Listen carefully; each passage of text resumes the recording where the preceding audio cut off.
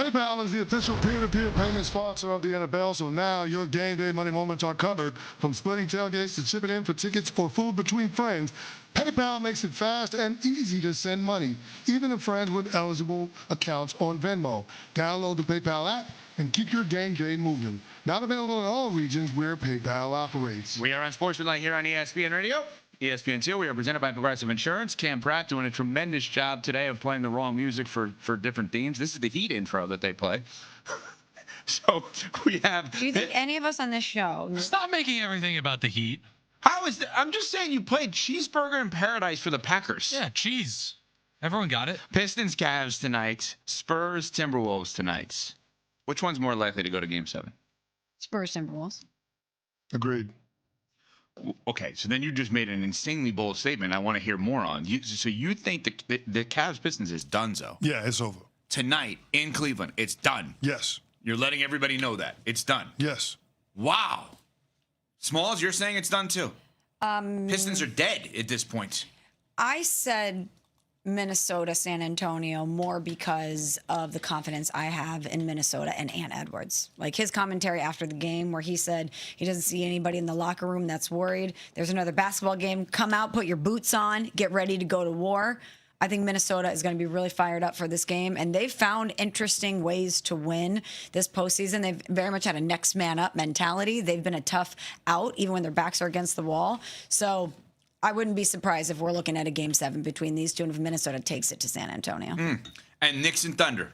If you're them right now, just sitting around waiting, both teams trying to get guys healthy, Jalen Williams for the Thunder, OG Anunoby for the Knicks specifically, is there a specific rooting interest that you would have, whether it's team? Yeah, if you're the Thunder, you want this to go 7 games because you're hoping that Minnesota comes out of this series in the semis. You don't want to deal with Wemby. You haven't had very much luck throughout the course of the regular season when you're faced to San Antonio.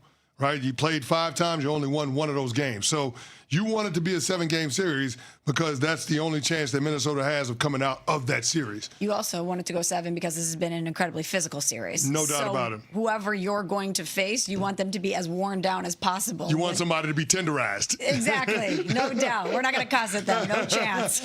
So what's interesting about this, though, is if Minnesota were to come back and win this series, there's a part of me that would say if I'm Oklahoma City, I know you can beat anyone, but like that's the level of momentum that Ant-Man would have. That would be 3 straight Western Conference Finals, which is one more than Daryl Morey had in 19 years as a GM. Oh my God. No, I just want to make sure that people are aware of that. How did you work Daryl Morey into that, man? It's amazing. Well, no, I'm just saying. How you find a way to throw shade at Daryl Morey. Numerically, I'm just saying. The man just got fired. He ain't got no job, and you still talking about it. I'm pretty good at the winning thing. He's got a lot of money, I'll tell you that much. But anyway, point is. He got fired on his day off. Point is, that would be 3 straight Western Conference Finals and coming back from 3-2 down against Wemby. You don't think is there anything to the concept of momentum going into the next round? Because you could say Oklahoma City is rooting for the Spurs to lose, but the Spurs losing would mean a great comeback for the T-Wolves and maybe this invincibility feeling that they would have now moving forward. No? No.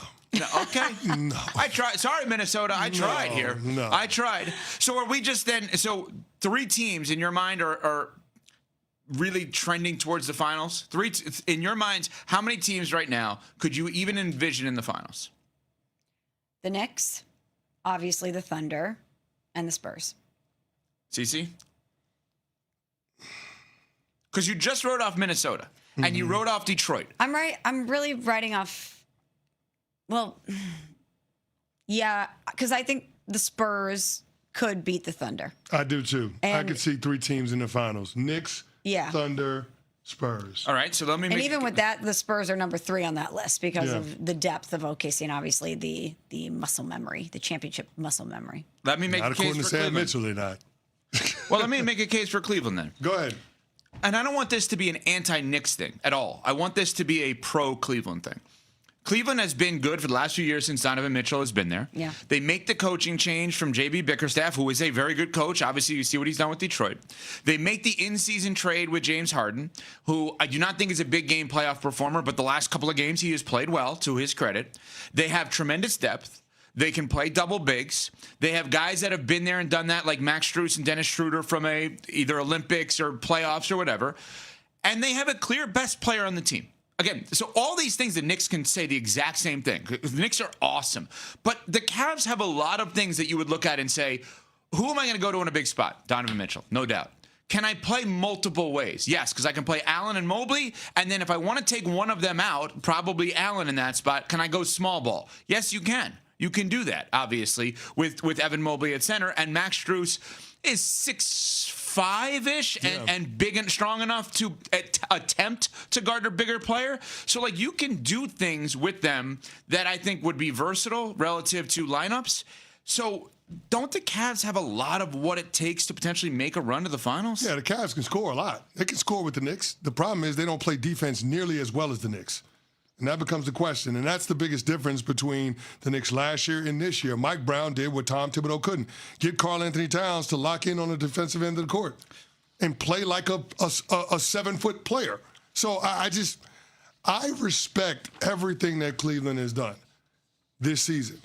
I just don't think Cleveland can get the requisite stops that it's going to take to beat the Knicks in the conference finals. Very quickly, we have 6 teams left in the NBA, okay? Can we just rank very quickly most to least likely to get to the finals? So most would be Oklahoma City. Yep. Yes. Second. Next. Actually, no. No. I wouldn't put OKC number 1. Really? No. I think I would put the New York Knicks. Wow. I have Knicks too. Most likely to get to the finals? What? I think I would put the Knicks number 1. Nuno doesn't like that you did that. Why? Because he feels like it's Well, that's also his viewpoint of the opponents. That's what I'm saying. So wait, Smalls has, CC has the Knicks. I have OKC, then the Knicks. Okay, and then you have what, Spurs CC? 3. Wait, hold on. What's CC, that? you have Oklahoma City too? Yes. Okay. So then 3 Spurs for both of you. Yes. 4 4. Minnesota for me. Okay. CC? Agreed.